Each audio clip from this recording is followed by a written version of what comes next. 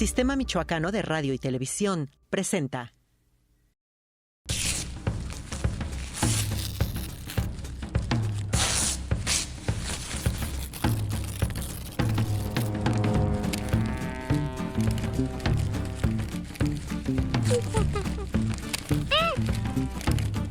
Hola, ¿qué tal? Muy buenas tardes, muy buenas noches, muy buenos días a todas, todos, todes. Les damos la más cordial bienvenida al Planeta de los Changos, su programa de análisis internacional y político sin mamonerías académicas ni esnovismos aldeanos. Hoy tenemos unos invitados extraordinarios. Le damos la bienvenida a Vane Ceja, asesora legislativa, y a Aldo Saucedo, activista juvenil. Bienvenida, Vane. Muchas gracias, gracias por la invitación, gracias por la consideración y bueno, esperemos tener una hora muy agradable con todas y todos ustedes. Pues muchas gracias, maestro Sergio, me da ahora sí que mucho gusto estar en este espacio con usted, con toda su audiencia y estamos preparados. Muy bien, bueno, pues aquí de fondo este cuadro que se llama El Parlamento de el artista Banksy, pues vamos a iniciar nuestro programa del día de hoy en el que vamos a discutir un concepto que se ha acuñado a partir de una serie de procesos judiciales que se han vivido en América Latina principalmente, aunque también observamos otros en Estados Unidos, por ejemplo, o en algunos países de Europa, en particular Francia, en el que se ha llamado este fenómeno el lawfare o guerra legal, ¿no?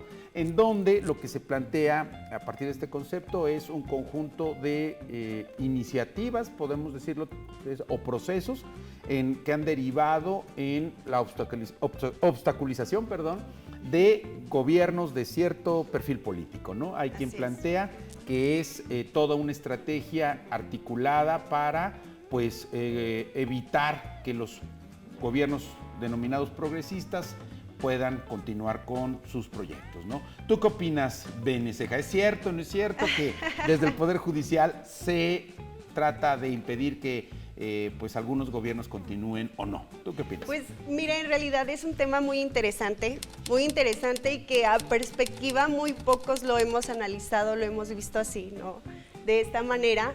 Pero mira, adentrándome un poquito más en la historia política, como tú mejor que yo lo sabes, ¿no? Te das cuenta que efectivamente muchos presidentes de Sudamérica, Centroamérica y en el caso de México, efectivamente han sido víctimas de esta guerra judicial, ¿no? Porque es un proceso donde utilizan las instituciones judiciales para poder desestabilizar al oponente político, ¿no? De ahora sí que de una posible contienda. Pero te voy a decir algo, mira, yo creo que todo aquel que llega al poder, de izquierda, de derecha, de centro derecha, todo aquel que llega al poder va a hacer lo necesario para mantenerse ahí. Y del otro lado harán lo necesario para quitarlo. ¿Tú qué opinas, Aldo? Bueno, yo creo que este es un tema muy controversial. En los últimos años lo hemos visto más presente en Sudamérica, países como Argentina, países como Bolivia, han padecido de esta guerra judicial, ¿no? Yo lo veo desde las dos perspectivas, ¿no? Me estoy observándolo más específicamente en el tema de cómo actúan los gobiernos de derecha, ¿no? Ellos se enfrascan o se han enfrascado históricamente a que los gobiernos las personas, que son activistas sociales progresistas y buscan en algún momento ascender al poder a través del voto popular, pues ellos utilizan los mecanismos judiciales para poder evitar que se llegue a un cambio en esos países.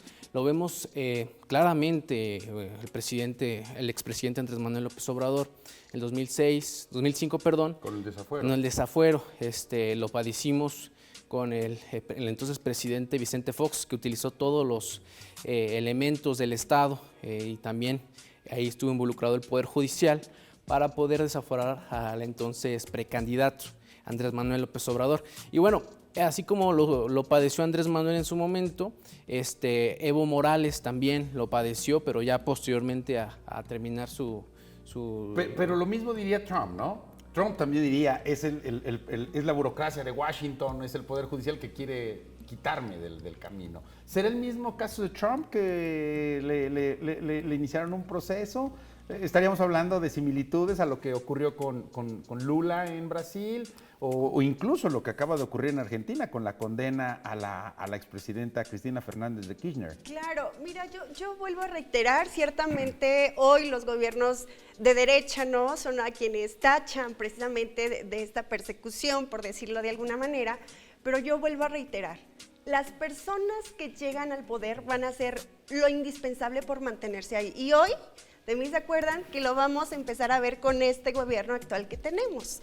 Hoy, con esta supermayoría que hay en los congresos, ahora con ahora sí, debilitación de nuestro poder judicial, porque ese es el principal motivo de la guerra judicial, ¿no? Tener ahora sí, o captar el poder judicial para poder para evitar que ocurra lo que está pasando o pasó en otros países. Exacto, entonces hoy tal vez efectivamente hubo un proceso, como bien lo menciona el compañero, con Andrés Manuel López Obrador, pero hoy lo vamos a empezar a ver con el actual gobierno que tenemos, porque el gobierno que llega, sea de derecha o sea de izquierda, va a hacer lo necesario para mantenerse al poder. Y si mantenerse en el poder implica decirle al oponente, decirle al de enfrente que echó las cosas mal, sembrarle ahora sí que problemas judiciales, robos, y si es necesario utilizar las instituciones judiciales, se va a utilizar.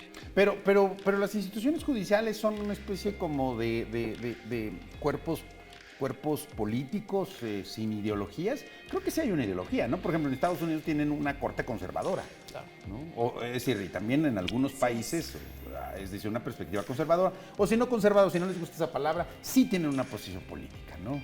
Así es. Que van más por el estilo procedimental de democracia que por una democracia participativa, claro, ¿no?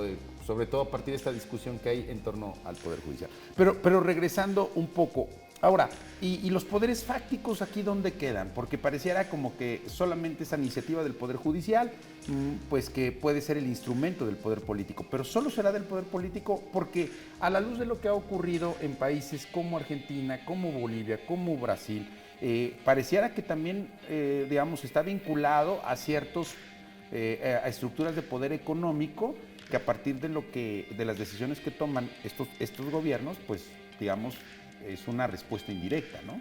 Claro. Pues prácticamente los poderes fácticos hacen su tarea, ¿no? Los grupos empresariales, yo opino que en los diferentes intentos de poder quitar o evitar que lleguen los gobiernos progresistas, mucho tiene que ver ello, porque al cambiar el modelo económico, la perspectiva del modelo económico, un modelo económico progresista, pues se ve como un riesgo para las inversiones, se ve como un riesgo para sus ganancias y bueno, lo vemos muy claro que en esta mesa política de decisiones que luego se reúne para poder evitar que lleguen los gobiernos progresistas, pues siempre vemos a los grupos empresariales ahí sentados, siempre vemos a las personas que tienen algún índice de poder dentro de las decisiones del país y esos grupos fácticos pues prácticamente tienen mucho poder en la toma de decisiones del porvenir de cada una de las naciones. Ahora ven, pero un poco remontándonos hace algunas décadas en América Latina, cuando gobiernos progresistas como el de Salvador Allende o como el de General Velasco en Perú, digamos, padecieron más bien el haber llegado al poder, pero que fueron destituidos, fueron derrocados por golpes de Estado militares, auspiciados, y esto no es una teoría de la conspiración, está súper comprobado la participación de Estados Unidos, ¿no? En toda la articulación de una estrategia para derrocar gobiernos progresistas. Que posteriormente el resultado tan sangriento y de, digamos, de tensiones dentro del continente fue de tal magnitud que tuvieron que dar marcha atrás y tuvieron que retirar a todos estos militares, ¿no? Pero pensemos también en esa perspectiva, ¿no? No solamente como esta idea de que llego al poder y no me mueve, ¿no? Claro, pues mira, en este caso creo que tiene que ver mucho con los poderes fácticos, que era lo que mencionaban, y ciertamente los empresarios, yo creo que los empresarios tienen una visión bien clara. Si una empresa no se adapta a los cambios, se va. y quiebran, ¿no? Efectivamente, claro que les preocupa cómo se están moviendo las economías en los diferentes países, en este caso Estados Unidos, claro que le preocupa la política de Sudamérica, de Centroamérica y sobre todo de México, ¿no? Entonces, evidentemente ellos van a hacer lo necesario, pues no por mantenerse en el poder, sino por ver evidentemente que estos no les afecten, sobre todo Estados Unidos, y van a entrar con todo, que era lo que me mencionabas, porque Estados Unidos entra y desestabiliza y da el golpe de Estado. Bueno, aquí van otros poderes más allá de un tema político o de un tema de derecha o de izquierda, quiero pensar yo que son económicos. Pero es prácticamente, o sea, la forma de actuar que ha venido desarrollando, aplicando el gobierno de Estados Unidos, pues esa es prácticamente antidemocrática. O sea, toda esta situación de que nosotros debemos de establecer las líneas para que lleguen gobiernos de derecha en los países de Centroamérica, eso es antidemocrático y prácticamente se está en contra de eso. Bueno, decía, y con eso mandamos a corte, decía una caricatura cuando derrocaron a Allende, dice, la democracia es buena siempre y cuando no ganen los socialistas. Es decir, siempre y cuando no lleguen personas que no estamos de acuerdo, proyectos que no estamos de acuerdo, es complicado, ¿no?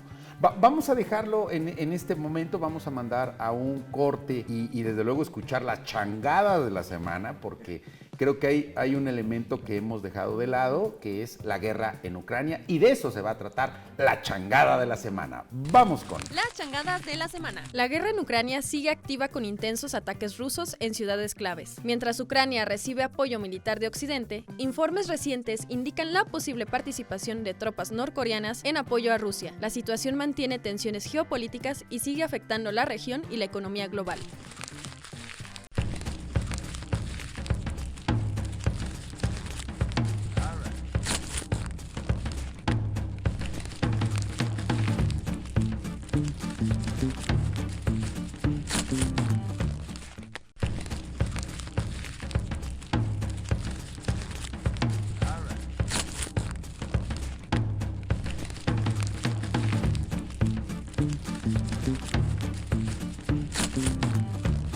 Pues ya estamos de regreso en nuestro programa del día de hoy, la llamada lawfare o guerra legal, y analizábamos esta participación de los gobiernos de Estados Unidos, ¿no? Aunque también llama la atención que Trump se quejó de eso, que había una intención desde el Poder Judicial, desde las instancias de impartición de justicia, de bloquear su regreso a la presidencia, ¿no?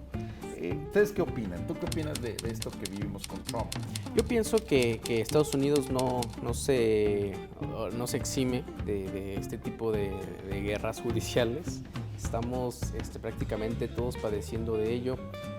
Estados Unidos prácticamente ante todo el gobierno, operatividad estatal, buscaba que no llegase el presidente Donald Trump. Pero bueno, como bien lo dice o lo decía el presidente Andrés Manuel, el gobierno pone, el gobierno quita, el pueblo pone, el pueblo quita, y nosotros pues prácticamente nos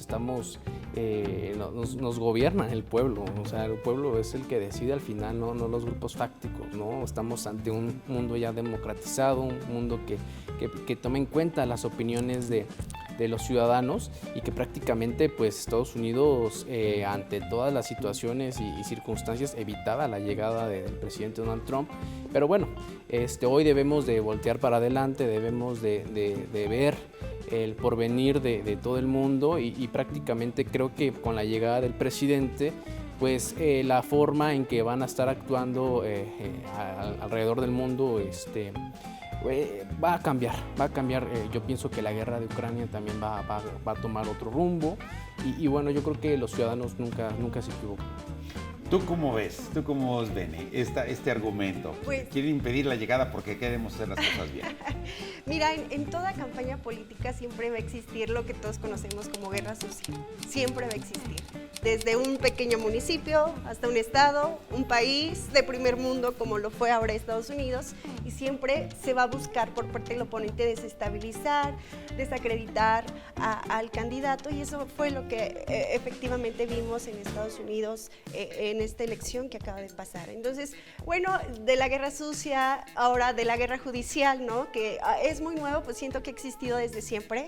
Tal vez nosotros empezamos a conocerlo un poquito más, a saber un poquito más de esto, pues siempre el que está al poder va a utilizar las instituciones también para poder desestabilizar al oponente, ¿no? Entonces, creo que la historia lo ha marcado con más rigurosidad, pero siempre lo hemos tenido ahí. Pero ¿no será que vivimos un periodo, una etapa en este momento en el que justo son las instancias judiciales ese elemento para contraponerse a las estructuras políticas? Es decir, no es un golpe de Estado, no es por medio de la intervención militar del ejército o de los ejércitos extranjeros, sino a partir de los poderes judiciales que te inicia un procedimiento, buscamos algún tipo de elemento que nos permita iniciar y condenamos o se condena, en fin. Y pongo el ejemplo nuevamente de Cristina Fernández de Kirchner, que acaba de ser condenada a prisión, ¿no? Claro.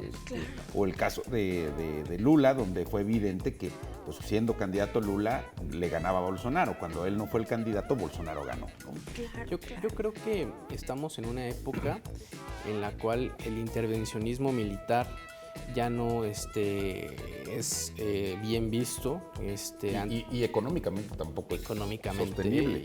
Y obviamente pues se utiliza otros métodos. El método judicial yo creo que es el método más radical, más tajante. Pero si lo ponemos en perspectiva con el intervencionismo militar, pues claramente los poderes fácticos utilizan a este poder judicial, no solamente en México, sino en todo el mundo, en Centroamérica, para poder pues derribar a los opositores. Entonces, pues esta guerra judicial literalmente impulsada por los actores judiciales, pues lo podemos ver, o sea, antes, estando y después de que son gobiernos. Y habría, yo te lanzaría una pregunta, Bene. O sea, ¿cómo observas tú, por ejemplo, el fenómeno en el caso de Perú, donde prácticamente todos sus expresidentes han sido procesados, han sido llevados a juicio, incluso condenados, y han purgado condenas? El caso de Fujimori o de Alejandro Toledo, es decir, ninguno se salva. ¿Cómo ves este conflicto no resuelto en la arena política que se tiene que llevar a la arena judicial? Pues mira, finalmente yo lo veo así, son temas políticos que mientras está el proceso electoral, cerca un proceso electoral, se hace un revuelo, pasa los procesos electorales en todo el país y se olvida, ¿no? O sea, gana el oponente lo que quería, su fin, su objetivo, y se pierde, y se olvida, porque realmente quienes llevan, y ahora sí que estoy en un medio de comunicación, quienes enjuician, quienes lo hacen visible para todos los ciudadanos son los medios de comunicación, muchas veces orquestados también por los grupos de poder. Sí, pero yo creo que sigue existiendo ese conflicto no resuelto. Digo, el tema con Cristina Fernández de Kirchner, bueno, es condenada ya cuando hay un proyecto político o un gobernante diferente o con una clara posición en contra de ella, que es Milei. El caso de Lula fue con el gobierno de Bolsonaro, y bueno, los de Perú es el que sube, le inicia el procedimiento a otro, ¿no? Pero ese proceso no resuelto, insisto, en la arena política, que se lleva a la arena judicial, ¿no?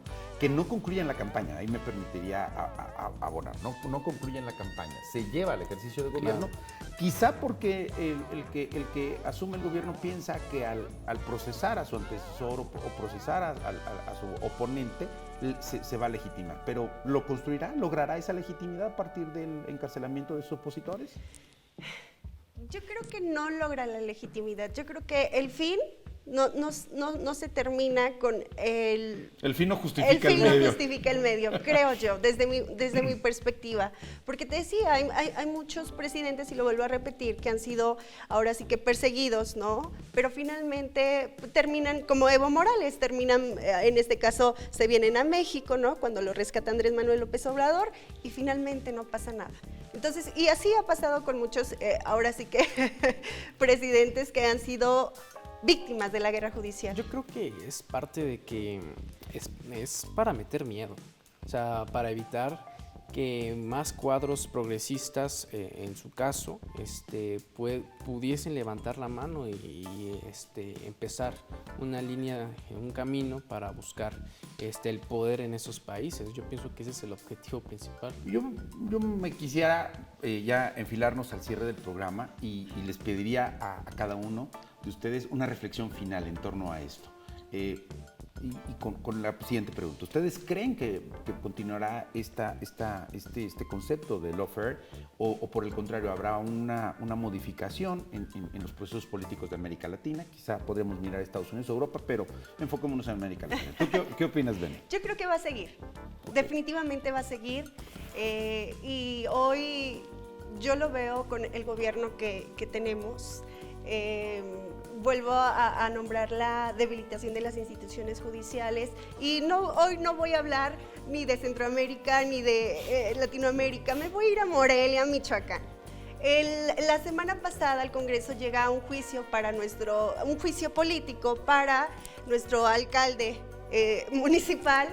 Y esto pasa a raíz de que él anuncia que quiere ser candidato a gobernador para las elecciones del 2027. Entonces, yo creo que esta guerra judicial contra nuestro presidente municipal pues va a continuar de aquí a que pase el proceso. Entonces, no se termina, va a seguir y yo creo que va a seguir por muchos años. Puede cambiar de nombre. Pero yo creo que el tema de buscar desestabilizar al oponente políticamente va a continuar. Yo pienso que actualmente el mundo ya no está tan mal informado como sucedía en los años 80, 90, 2000.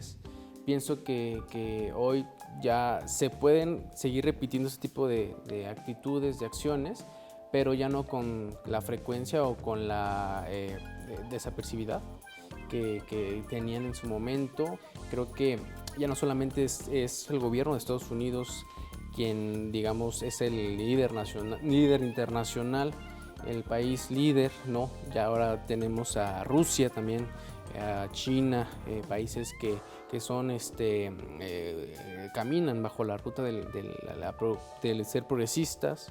Y bueno, ellos también están en este ánimo de poder pues observar, ¿no?, cómo se maneja este tipo de cosas. Y también, pues, si Estados Unidos interviene, pues porque ellos también pueden intervenir, ¿no?, y alzar la voz. Esa es la situación. Y bueno, yo creo que actualmente estamos en una efervescencia progresista en América Latina. Los gobiernos que están empezando a caminar, transitar con esta idea, pues han tenido excelentes resultados. Creo que los ciudadanos lo saben y es por ello que le dan la legitimidad al momento de las elecciones políticas. Y bueno, yo creo que este movimiento que nosotros estamos pues haciendo hincapié en México, en Michoacán, es un movimiento que es de libertades, es un movimiento que tiene una perspectiva diferente a la forma de actuar que han venido llevando gobiernos anteriores. Y bueno, aquí no es un modelo a seguir conservador, al contrario, el hecho de que todos podamos alzar la voz, que se nos abran estos espacios, que podamos tener la libertad de publicar en redes sociales, de hacer artículos en los periódicos, etcétera. Eso nos brinda herramientas y nos brinda la posibilidad de que podamos evitar que se dé este tipo de guerras judiciales. Muy bien, Aldo, pues somos esclavos del tiempo.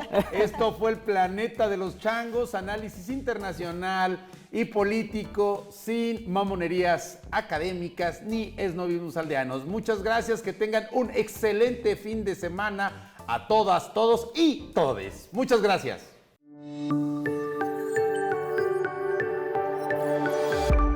Sistema Michoacano de Radio y Televisión presentó